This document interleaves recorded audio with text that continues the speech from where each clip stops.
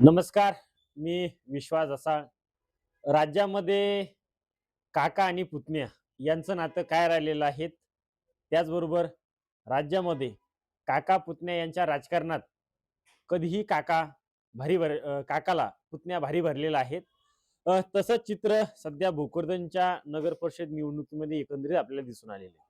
या भोकरदन शहरामध्ये यासीन शेठ नावाचे एक ग्रस्त होते आणि शब्बीर कुरशी हे भावकी म्हणजे दोन चुलत भाऊ आहेत. त्यामध्येच अ, यावेळेस या निवडणुकीमध्ये राष्ट्रवादी काँग्रेस पार्टी तुतारी या पक्षाकडून इच्छुक असलेले झहीर कुरशी हे तुतारीचं तिकीट मागण्यासाठी गेले. पण मात्र शब्बीर कुरशी यांनी त्यांचा काय विषय असेल त्यामधून त्यांना विरोध झाला. झहीर कुरशी यांनी काँग्रेसमध्ये प्रवेश करून काकाला कशी फाईट देता येईल याची शक्कल लढवत अखेर काकाचा पराभव केलेला आहे. अर्थात आपल्या सोबत झहीर कुरशी अर्थात त्यांच्या आई उमेदवार आहेत आणि शब्बीर कुरशी यांच्या पत्नी व पत्नी यांच्या पत्नी उमेदवार आहेत. यामध्ये अक्षरशः काकाला पुतण्या भारी भरलेला आहे. आपल्यासोबत पुतणे आहेत. राज्यात एकंदरीत चित्र जे निर्माण झालेलं होतं काका पुतण्याचं तसंच भोकरदनमध्ये दिसून आलंय. काय सांगाल? झालं तसं. काका पुतण्यामध्ये फरक आलाच. लोकांना आम्हाला पसंती केली. त्यांच्या समोर आम्हाला क्रॉस वोटिंग झाल्यावर बी आम्हाला लोकांना भरपूर साथ दिला और आम्हाला 11,15 मतदान देऊन आम्हाला निवडून दिला. तर काय एकंदरीत निवडणुकीच्या अगोदर काय चित्र होतं?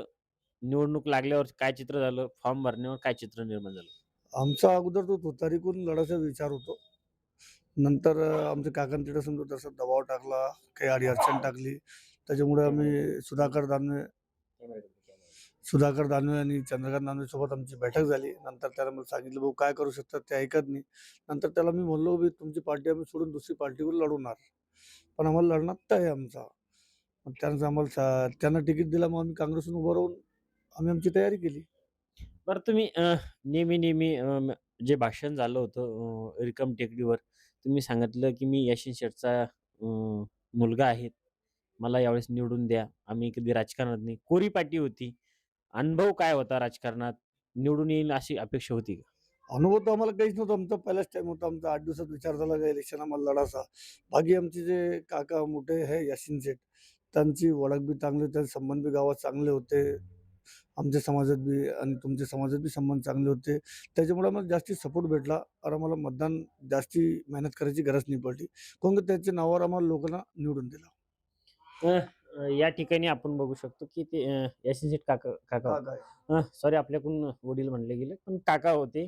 त्यांच्या नावावर या पुतण्यानं फाईट दिलेली आहेत आणि अर्थात भोकरदनचा इतिहासाचा राजकारण काही असो, पण मात्र भोकरदनला काँग्रेसला 2 उमेदवार मिळालेले आहेत. त्यात हे झहीर कुरशी आहेत. राज्यातल्या जे चित्र होतं काका पुतण्याचं तसंच हे चित्र आपल्याला भोकरदनच्या निवडणुकीत पाहायला मिळालेलं आहे. मराठवाडा मीडिया मी विश्वास असा भोकरदन.